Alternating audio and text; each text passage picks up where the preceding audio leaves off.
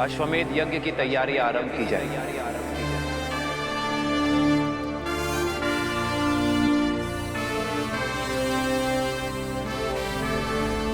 मैं अपनी पत्नी के साथ ही यज्ञ में बैठूंगा।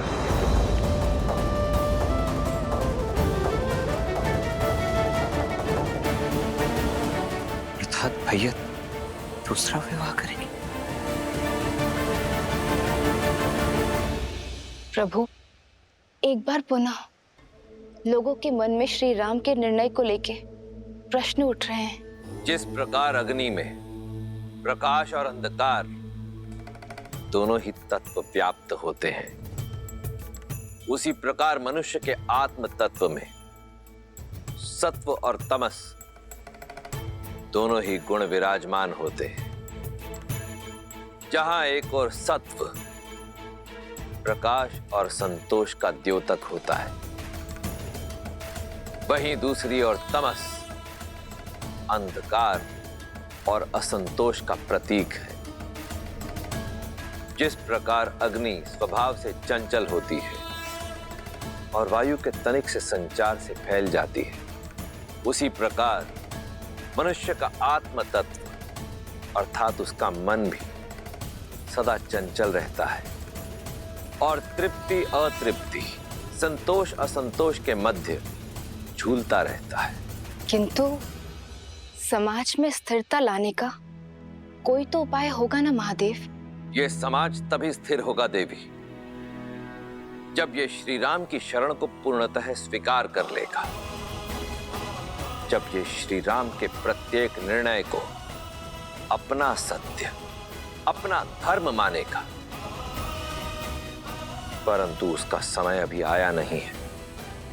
देखा नहीं आपने, जैसे ही नगर जनों ने यह समाचार सुना कि उनकी अयोध्या नगरी में अश्वमेध यज्ञ का आयोजन होने जा रहा है, जहां उनके राजा श्री राम अपनी पत्नी सहित यज्ञ में यजमान होंगे, तो क्षण भर में ही कितनी ही बातें होना प्रारंभ हो गई।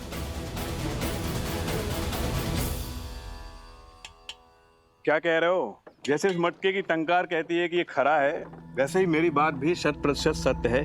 महाराज राम ने भरी सभा में घोषित किया है, वो यज्ञ में अपनी पत्नी के साथ बैठेंगे। आप सही कह रहे हैं। लगता है राजकुमारों ने महाराज को दूसरी विवाह के लिए मना लिया है। वैसे उचित ही हुआ है। समाज में ना पत्नी के बिना घर पूरा होता है, ना महारानी के बिना राज्य। उचित ही कह रहे हो। ये लो बंधु। सुनिए, भोजन तैयार है, आइए भोजन कर लीजिए। अरे भाग्यवान, भोजन छोड़ो, पेट तो हमारा बातों से ही भर गया।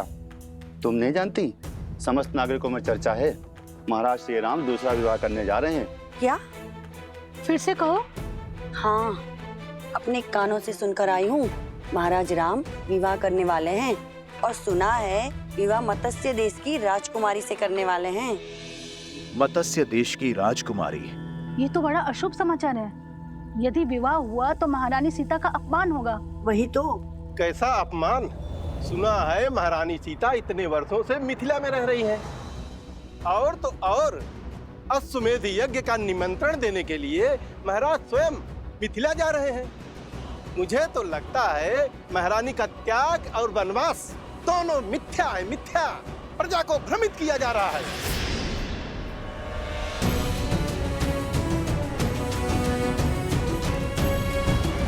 तुम्हारी सोच की भांति तुम्हें मिठाई भी भ्रष्ट है।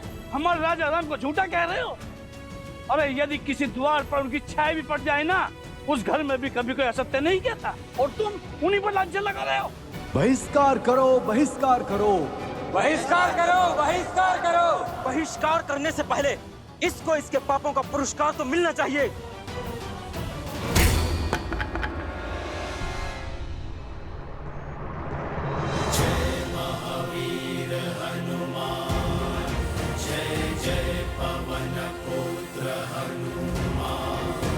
क्या बात है? पहले लोप अपवाद था और अब बात हिंसा तक आ गई। बस करो, वाद विवाद ठीक है, किंतु राम राज में हिंसा के लिए कोई स्थान नहीं है। फिर चाहे वो प्रभु श्री राम के समर्थक ही क्यों ना हो। प्रभु का पथ तो न्याय और धर्म का है। तो ये कारण है संकट मोचन हनुमान के मुख पर संकट के भाव का। प्रभु, मैं जानता हूं कि आपने मुझे वेश बदलकर प्रजा के बीच इसलिए भेजा ताकि समाज में हो रही हर एक बात बिना किसी आवरण के आप तक पहुंचे प्रभु। परंतु प्रभु, किंतु तुम ये काज पुनः नहीं करना चाहते।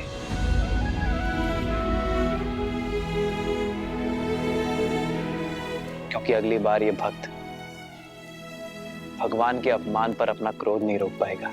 प्राण ले लीजिए प्रभु, किंतु आपके प्रति अभद्र शब्द सुनने का दंड मत दीजिए। प्रभु, मैं तो जानता हूं आपका निर्णय अंत में समाज को ज्ञान और सुख का प्रकाश देगा, माता सीता का सम्मान बढ़ाएगा। किंतु ये सब क्यों प्रभु? क्यों ये प्रजा ये नहीं समझ रही है? क्योंकि लोक अपवाद अभी कुछ समय के लिए ठहरा है हनुमान, पूरी भांति समाप्त नहीं हुआ है। संदेह था मुझे कि ये राक्षसी शक्तियां अश्वमेध यज्ञ के मेरे घोषणा के पश्चात पुनः प्रभावशाली होंगी। किसी अच्छे गुण को संजोने में, उसे बनाने में जीवन निकल जाता है हनुमान, किंतु उसे बिगाड़ने के लिए एक क्षण भी बहुत है। राक्षसी वृत्ति के विरुद्ध हमारा ये युद्ध बहुत लंबा है, कई चरण है उसके। सहस्त्रमुख रावण की सोच को अभी प्रजा के मन से निकालने में बहुत समय शेष है हनुमान।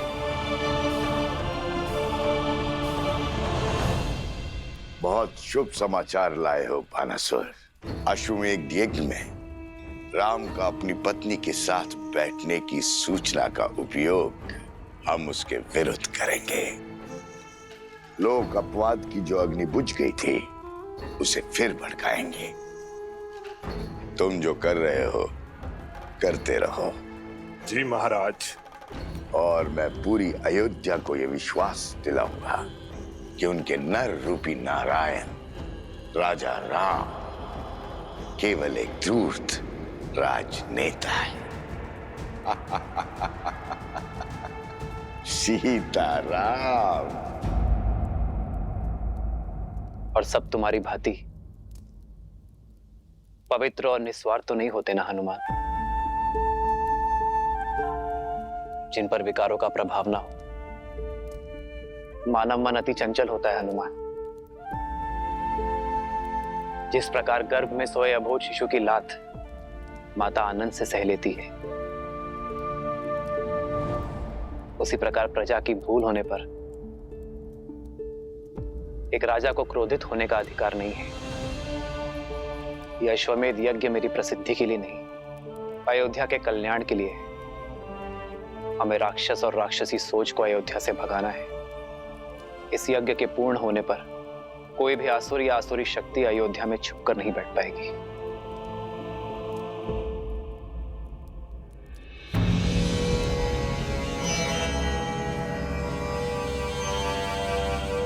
प्रणाम संत श्री। अरे बाबा आ गए। साधु बाबा की, साधु बाबा की।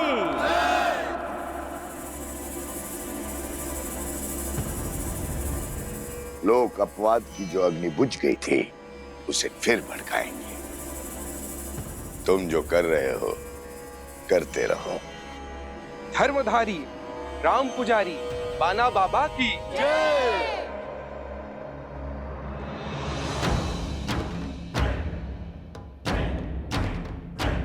मैं अपने तपोबल से ये समझ चुका हूं, महाराज राम जिस मर्यादा, जिस धर्म की बात करते हैं वही सत्य है। धर्म के मार्ग में अनेकों असत्य सुनाई देते हैं, दिखाई देते हैं। उससे बचने के लिए मैं आज से ये पट्टी बांधकर हर मार्ग से निकलूंगा। राम राज्य का हित श्री राम की बताई हुई बातों में है। हम सब श्री राम की पूजा करते हैं क्योंकि उन्होंने धर्म के लिए अपनी पत्नी तक का त्याग कर दिया। परंतु यदि महाराज उस त्यागी हुई सीता को पुनः अयोध्या ले आएंगे तो वो त्याग नहीं, छल होगा। अब अयोध्या में उस त्यागी हुई सीता के लिए कोई स्थान नहीं। अब कोई मर्यादा को भंग करने का दुस्साहस नहीं करेगा। बिल्कुल उचित कहा बाबा जी, ये तो हमारी भावनाओं के साथ छल होगा। रामधारी राम पुजारी बाबा की जय। रामधारी राम पुजारी बाबा की जय। रामधारी राम पुजारी बाबा की जय। आइए सब बाबा का आशीर्वाद लीजिए।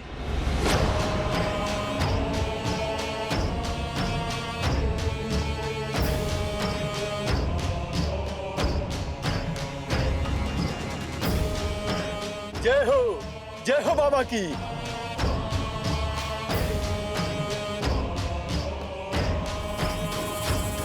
जय हो बाबा जी की, जय हो बाबा जी की। बाबा की जय हो, बाबा की जय हो, जय हो बाबा की। अब आगे क्या करना है महाराज? अब संध्या को भेष बदलकर अयोध्या में किसी और को समझाएंगे कि केवल सीता ही अयोध्या की महारानी हो सकती है और कोई नहीं। और यदि यही सत्य निकला तो महाराज ने अपनी महारानी के साथ ही यज्ञ में बैठने की घोषणा की है। सत्य कहा, परंतु एक सत्य ये भी है कि त्यागी हुई स्त्री कभी महारानी नहीं बन सकती है। और जब दो सत्य टकराएंगे तब होगा महासंग्राम। कभी शारीरिक तो कभी मानसिक। इतना सब कुछ सहकर भी इतने शांत कैसे रह लेते हैं आप प्रभु? मेरे मन का हर ज्वार सीता के वचन का विश्वास शांत करता है हनुमान। सीता और मेरी संतान के लौटने का प्रण मुझे प्राण देता है। और मैं ही क्यों, मेरी सीता भी तो उसी क्षण की प्रतीक्षा में है।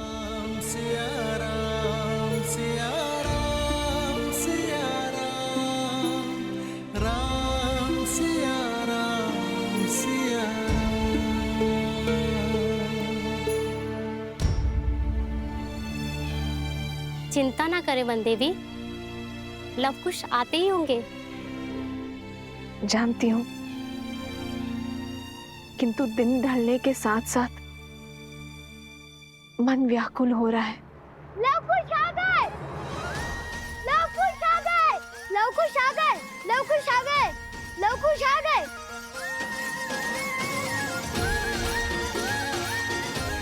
लवकुश की जय, लवकुश की जय, लवकुश की जय, लवकुश की जय, लवकुश की जय, लवकुश की जय, लवकुश की जय, लवकुश की जय।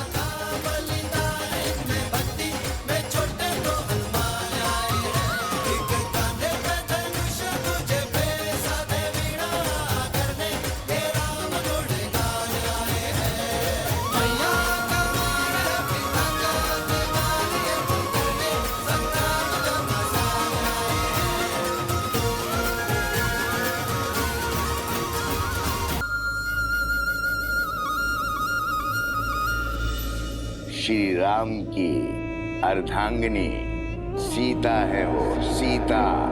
तुम ठीक तो हो ना सोमकरण?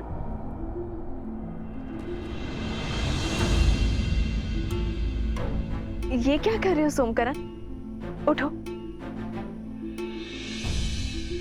ऐसे प्रणाम केवल गुरुजनों को किया जाता है। मैं वो आपको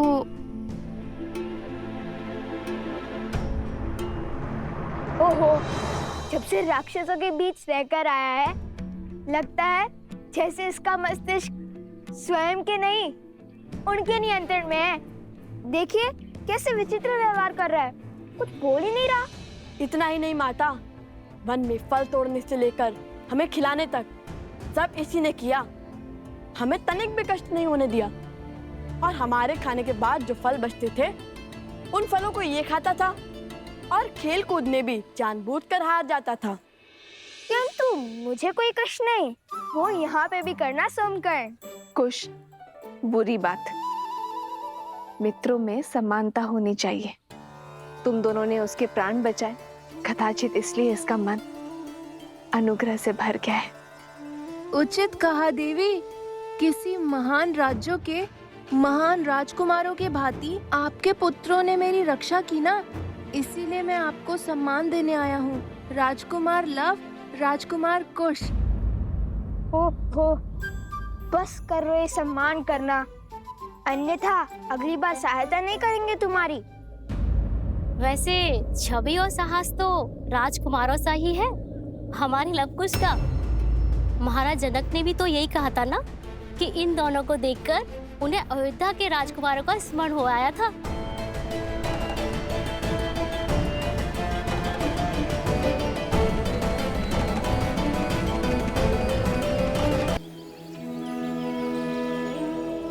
और जब मैंने उन वीर योद्धा बालकों से उनका नाम पूछा तो उन्होंने बड़े गर्व से कहा, लव कुश। लव कुश? हाँ सुने, रूप में लव कुश, किंतु स्वरूप में जैसे स्वयं साक्षात श्री राम सामने खड़े, दो तन एक मन। घास के तिनके से एक भाग कठोर और तीखा तो दूसरा भाग सरल और कोमल।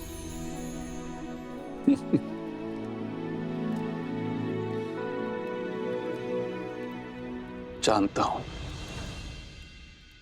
इस कथा को सुनकर तुम अत्यंत व्याकुल हो रही है, किंतु बताना भी आवश्यक है, क्योंकि उन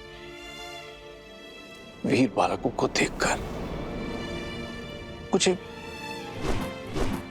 अयोध्या के राजकुमारों का स्मरण आया। और मुख, क्या उनके मुख पर आपको सीता के मुख की आभा नहीं दिखी? और उसके माथे की रेखाएं भी नहीं दिखी आपको? मैं उनकी माता से मिला, किंतु वो सीता नहीं थी। और छवि, क्या आपको उनमें सीता की छवि भी नहीं दिखाई दी? 40 वर्षों से मैंने अपनी पुत्री सीता का मुख भी नहीं देखा। अब तो उसकी स्मृति भी विस्मृत होने लगी है। आप विश्राम कीजिए, आप अस्वस्थ क्या कर रही हैं आप ले चलिए मुझे, मैं क्षण भर में अपनी सीता को पहचान लूंगी। आप ले चलिए मुझे, ले चलिए। तो क्या सीता का पिता इतना अभागा है कि उसकी पुत्री सीता सामने होती है और वो पहचान भी नहीं पाता? मैं वन देवी से मिला हूं। आप कहीं नहीं जाएंगे, आप विश्राम कीजिए, आप अस्वस्थ हैं। अस्वस्थ हूँ? जब से मेरी पुत्री चली गई है, मैं क्षण भर में उसे पहचान लेती। आप उन ऋषि कुमारों को खोजने के लिए 8 दिशाओं में अपने सैनिकों को भेज दीजिए। मैं उन्हें देखते ही उनके अस्तित्व का पता कर लूंगी। आप कुछ कीजिए ना।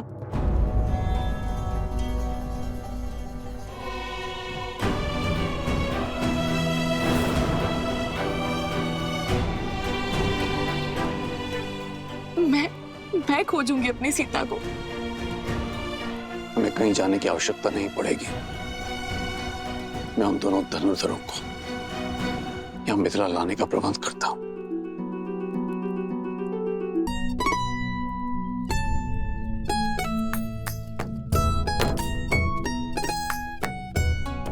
लव भैया, अभी तो स्वच्छ किया था, विशेष तुनीर को लेकर क्यों बैठ गए?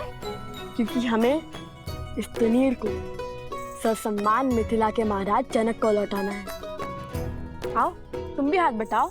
जब लौटाने जाएंगे तब साफ भी कर लेंगे ना। ऐसे 3 में 3 बार इसे रगड़ते रहे तो घिसकर पतला तार हो जाएगा ये तुनी। कदाचित लौटाने के लिए कुछ बचे ही ना।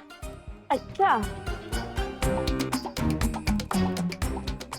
तो महाबुद्धिमान कुमार कुश, ये बताओ कि क्या तुम स्नान करने से घिस गए? घिस सकता था, किंतु मैं स्नान करते समय स्वयं को अधिक रगड़ता नहीं। रक्षक कुमार, रक्षक कुमार। कहाँ है? बताओ, अभी मार दूंगा। वो रक्षक कुमार बोल रहे, राक्षस कुमार नहीं। ओहो। ध्यान से सुनो, अगली बार यदि तुमने मुझे राजकुमार या फिर रक्षक कुमार या फिर कुछ भी ऐसा कहा तो मैं गुरुदेव को कहूंगा कि तुम्हें बुद्धि के लिए कोई औषधि दे। क्षमा रक्षक, भूल हो गई। मैं तो एक समाचार देने आया था। अभी अभी कुछ मिथिला के ऋषि आश्रम में आए थे। उन्होंने बताया कि मिथिला में धनुर्विद्या की बहुत बड़ी प्रतियोगिता होने वाली है। मैंने गुरुदेव से कहा कि तुम दोनों जैसे धनुर्धर तो 20 गांव में भी नहीं मिलेंगे। फिर गुरुदेव ने बताया कि तुम दोनों अवश्य उस प्रतियोगिता में भाग लेने जाओगे।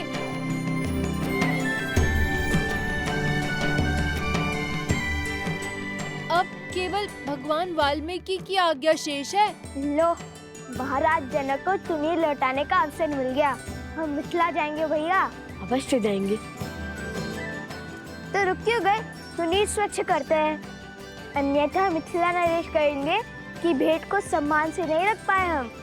हाँ, अवश्य।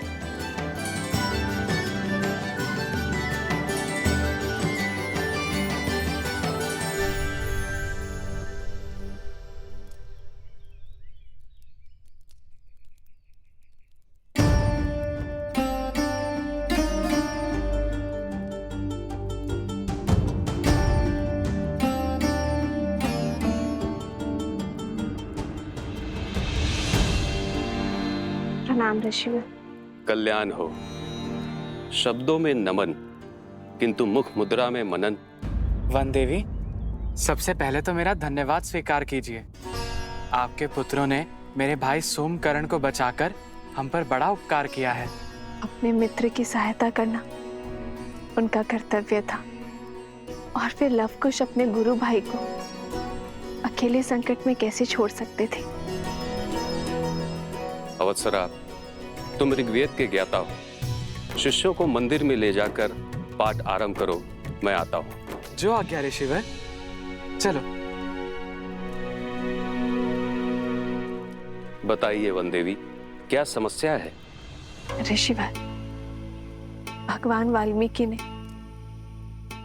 मेरे पुत्र को मिथिला जाने का आदेश दिया है। जानता हूँ। तो ऋषिवर, आप ये नहीं जानते कि मेरी माता उन्हें देखते ही पहचान लेगी। जितना मैं उनको जानती हूँ उससे अधिक वो मुझे पहचानती है। वो मेरे पुत्रों में मेरी छवि अवश्य देख लेंगी। भेद खुलने का भय स्वाभाविक है वन देवी, किंतु आपको जो उचित लगे आप वो कीजिए। शेष सब नीति का निर्णय। जब बीज के अंकुरित होने का समय आता है तो उसे भूमि से बाहर आने से कोई रोक नहीं सकता। ठीक उसी बीज की भांति होते हैं वो गुण जो लवकुश के रक्त में है। शौर्य, विद्या, कुलीनता और धर्म, जो न मिटाने से मिटते हैं और न छुपाने से छुपते हैं। लवकुश को मिथिला जाने दें।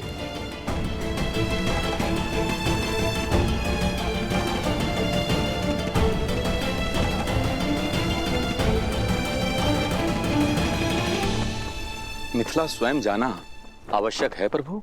केवल निमंत्रण ही तो है, कोई भी जा सकता है।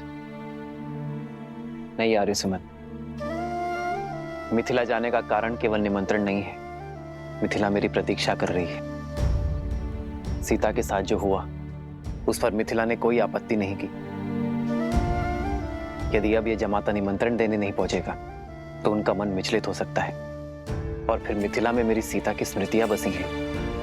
मिथिला की वो गलियां, वो आंगन, वो बाग, वो उपवन, वो सभा।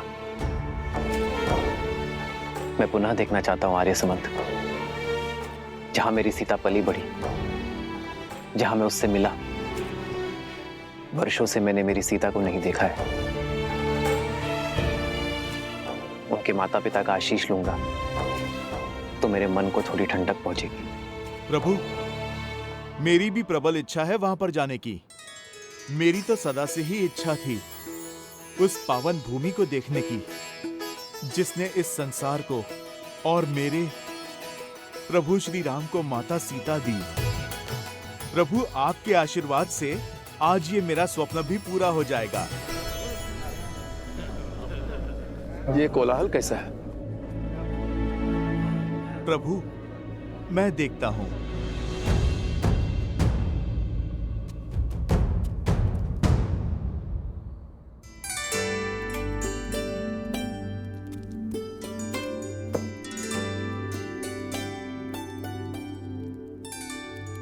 मार्ग इतना भी लंबा नहीं है कुछ। मार्ग तो फल्गु तक का भी इतना लंबा नहीं था, किंतु लंबा हो गया था ना।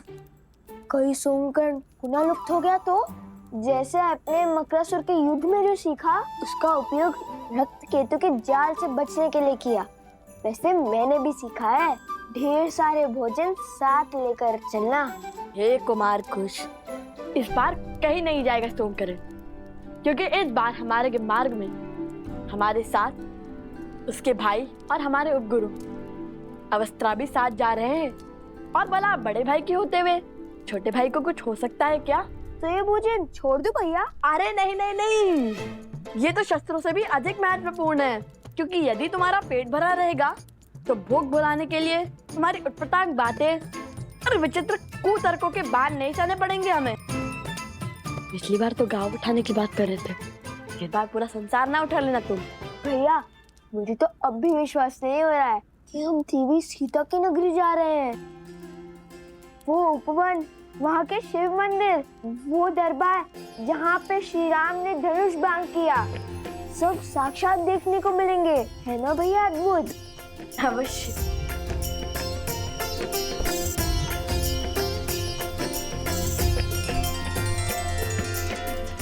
जो आपका कार्य है आप वो कीजिए और नीति को अपना कार्य करने दें।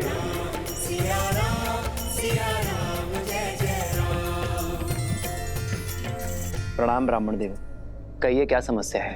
प्रभु, ये लोग। महाराज की जय हो। मैं मत्स्य राज्य से आया हूँ, आपके लिए मत्स्य राज की राजकुमारी का विवाह का प्रस्ताव लेकर। ये देखिए महाराज, उर्वशी और रंभा से भी अधिक सुंदर है हमारी राजकुमारी। महाराज, त्रिशानु की ओर से छोटी सी भेंट।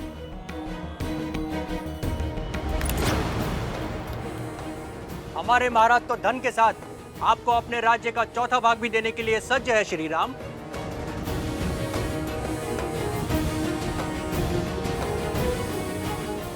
आप सबका प्रस्ताव भले ही उचित हो, किंतु उसे देने का उपकर अनुचित भी है और अनीतिपूर्ण भी।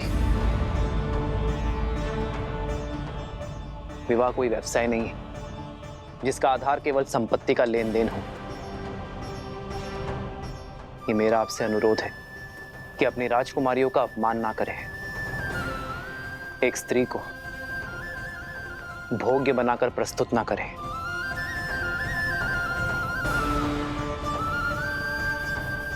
अपना वर चुनने का अधिकार केवल स्त्री का होता है। अपनी राजकुमारियों का स्वयंवर आयोजित कीजिए। यदि मेरे विवाह की इच्छा होगी तो मैं स्वयंवर में भाग लेने अवश्य आऊंगा।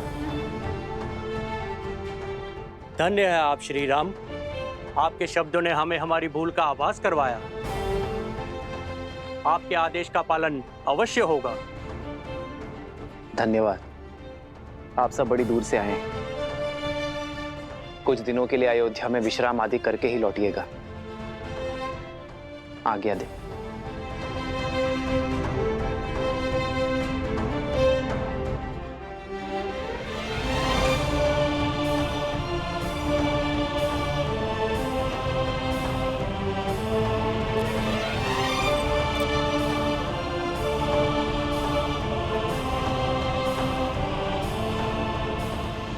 इतना ही नहीं, मिथिला के गौरी मंदिर का उपवन स्वर्ग से भी सुंदर है। रंग बिरंगे पुष्प, सरोवर मंत्र मुग्ध कर देंगे तुम्हें।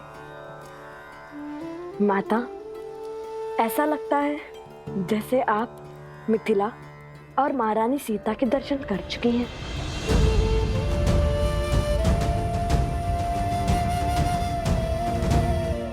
हाँ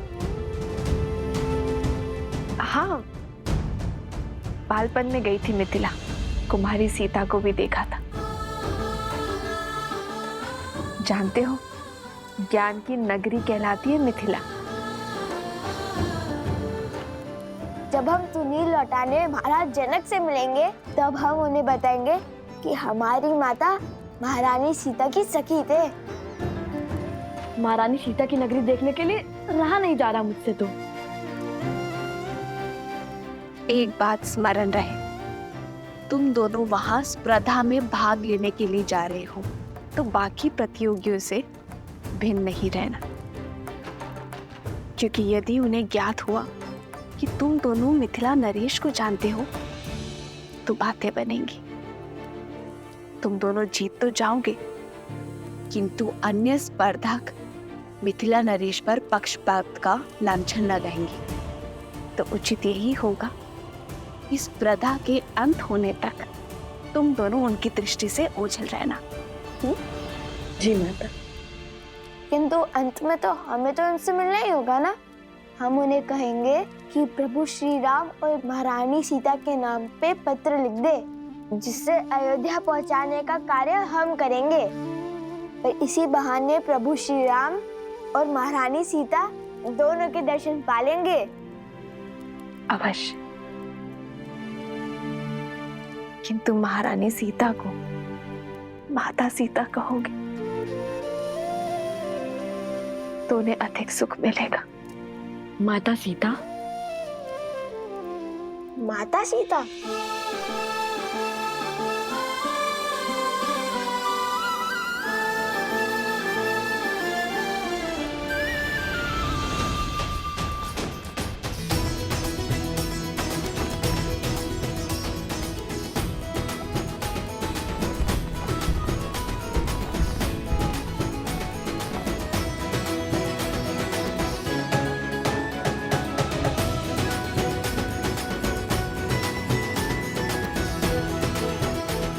देखिए भैया, कितना भव्य आयोजन लगता है। कहाँ से लोग इस प्रतियोगिता में भाग लेने आ रहे हैं। माता ने जैसे बताया था बिल्कुल वैसा ही है मिथिला का प्रवेश द्वार।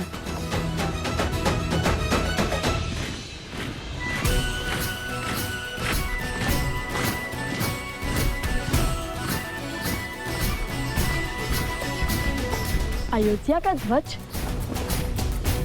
ये क्या अयोध्या की सेना आ रही है? सेना नहीं, ये महाराज के रक्षक हैं। ये तो अयोध्या की सेना की केवल एक टुकड़ी है। अर्थात? वो देखो, महाराज का रथ, उनका छत्र।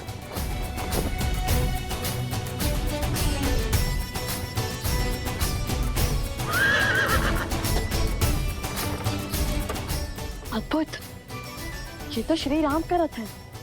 लगता है श्री राम के दर्शन यहीं हो जाएंगे। आनंद आ जाएगा। हम उन्हें बताएंगे कि हम उनके सबसे बड़े भक्त हैं।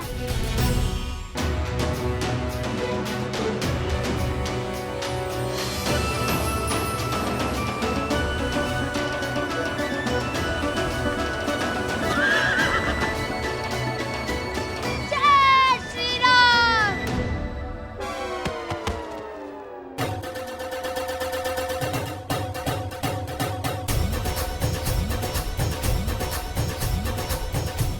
शीघ्र चलिए भैया, लगता है श्री राम के दर्शन हो ही जाएंगे। अवश्य।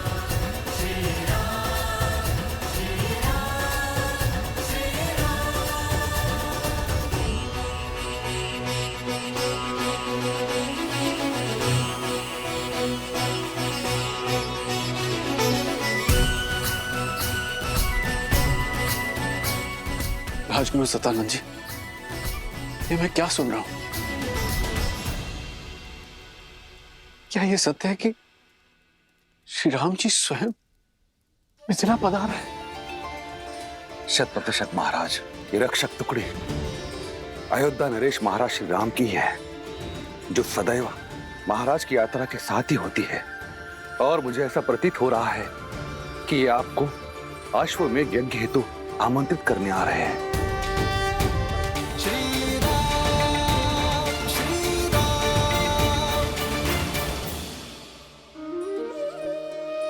तब तो ये संकेत और समाचार दोनों अत्यंत शुभ हैं। कदाचित आज यहां वो होने जा रहा है जो कभी किसी ने नहीं सोचा होगा। भ्राता कुशाध्वज, अयोध्या नरेश के विशेष स्वागत का प्रबंध किया जाए और कोई ये ना भूले कि वो हमारे जमाता भी हैं। क्षमा महाराज,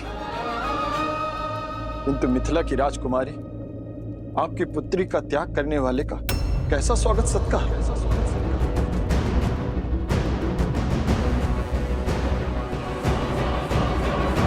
क्षमा महाराज, किंतु सत्य ही तो कह रहे हैं मेरे पति, और मुझे पूर्ण विश्वास है कि महारानी सुनैना वो भी राम के आगमन से खुश नहीं होंगी। जिस व्यक्ति ने हमारी पुत्री का त्याग कर दिया अपनी प्रजा के मनोहार के लिए, ऐसे व्यक्ति को जमाता का सत्कार क्यों मिलना चाहिए महाराज?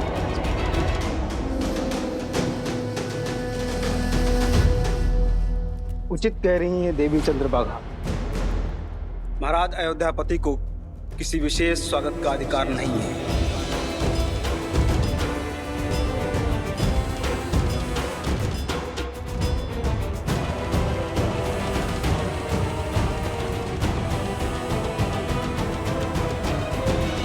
सीता ने मुझे एक पत्र लिखा था जिसमें उसने स्पष्ट रूप से अयोध्यापति को निर्दोष कहा था, क्योंकि तब वो अयोध्या में थी। उस पत्र का कोई मूल नहीं महाराज। मूल है तो हमारे दुख का, जो सीता के विरह के कारण हमें मिला।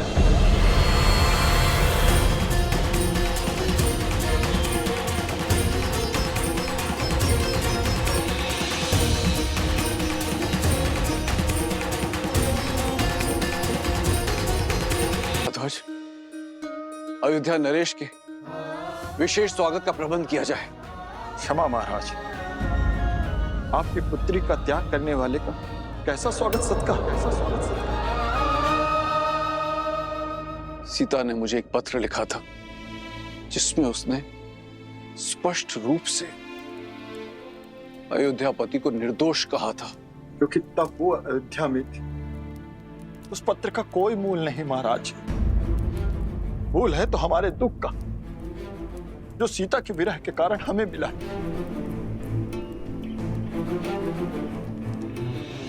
और आप सबको क्या लगता है कि उस विरह की चोट स्वयं राम ने नहीं सही होगी? कदाचित आप सब नहीं जानते, किंतु मैं अपने जमाता को, उनके धर्म को, उनके त्याग को भली भांति जानता हूं। राजा महाराजाओं की अनेक पत्नियां रखने की प्रथा है कौशल राज में, किंतु इतने वर्ष बीत जाने के पश्चात भी क्यों उन्होंने दूसरा विवाह नहीं किया? क्यों अयोध्या की महारानी का सिंहासन अभी तक रिक्त है? कभी आपने सोचा? क्योंकि राम कोई साधारण व्यक्ति नहीं है। आज नहीं तो कल उनके इस निर्णय का कारण भी हम सब जान जाएंगे, किंतु इस समय सर्वप्रथम हमें उनके स्वागत की तैयारियां करनी चाहिए।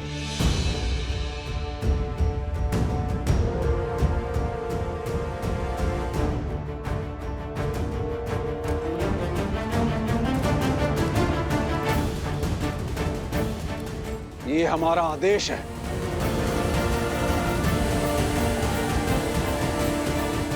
जो आज्ञा।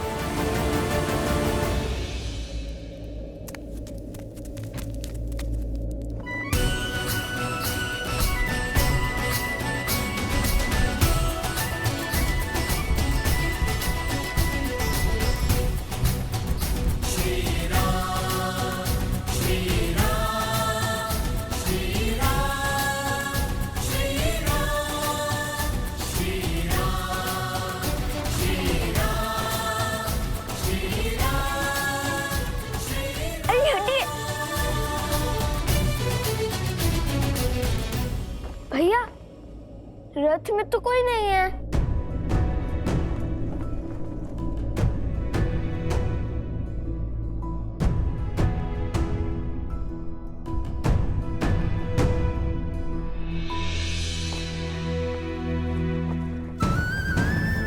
मिथिला नरेश की जय हो। मैं जानता हूं महाराज, आप श्री राम की बाट जो रहे थे, किंतु प्रभु की इच्छा कुछ और थी। वो शीघ्र ही यहाँ उपस्थित होंगे, किंतु अन्य मार्ग से। अरे वो देखो, महाराज जनक श्री राम अवश्य ही उनके साथ होंगे।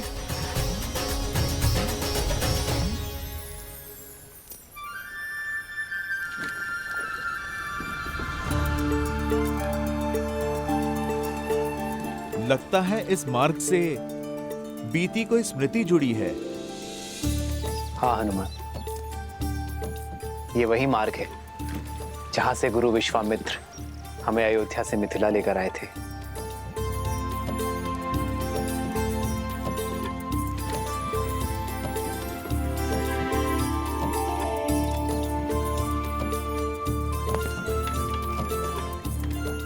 हनुमान, ये मिथिला का पिछला भाग है। सदा धीर रहने वाले प्रभु तनिक अधीर लगते हैं। हो भी क्यों ना, कहीं जाकर किसी को धन्यवाद जो कहना है। यदि प्रवेश द्वार से आते तो नियम और स्वागत के बंधन विलंब कर देते हैं। मैं मिथिला में सर्वप्रथम किसी और के दर्शन का अभिलाषी। ऐसा कौन सा स्थान है जहां जाने के लिए आप इतने आतुर हैं?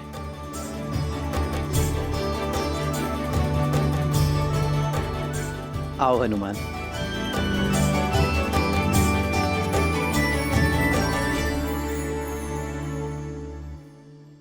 ये रहा महाराज जनक का प्रवास। तुम्हें कैसे पता कि ये राजमहल है? किसी राजा के महल सा लगता तो नहीं। क्योंकि महाराज जनक महाराज से पहले एक ज्ञानी और एक पंडित है, और ज्ञान के पुजारी सामान्य जीवन जीते हैं। और हमारी माता ने भी महल का यही वर्णन दिया था। लव और कुश को मिथिला ले जाओ। सारी मिथिला के सामने कहना कि वन देवी ही सीता है।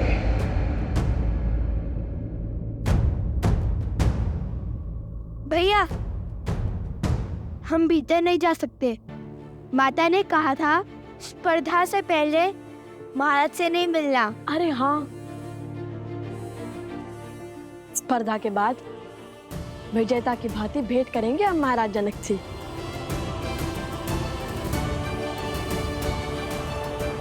चलो।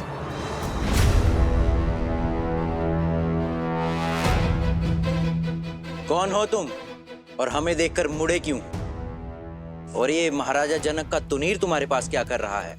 महाराज जनक ने हमें स्वयं दिया था जब हम राक्षसों से युद्ध कर रहे थे, और इसे ही तो लौटाने हम मिथिला आए हैं। मूर्ख समझते हो? अवश्य ही ये तुनीर तुमने चुराया है।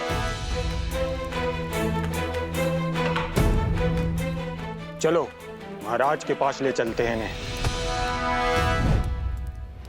सावधान, वेशभूषा से कभी भी किसी का आकलन नहीं करते हैं। रावण ने भी श्री राम को एक वनवासी समझ के यही भूल की थी।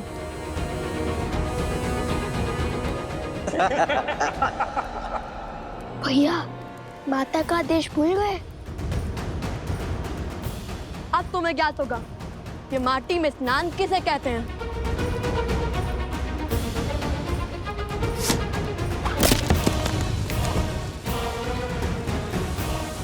भागो भैया।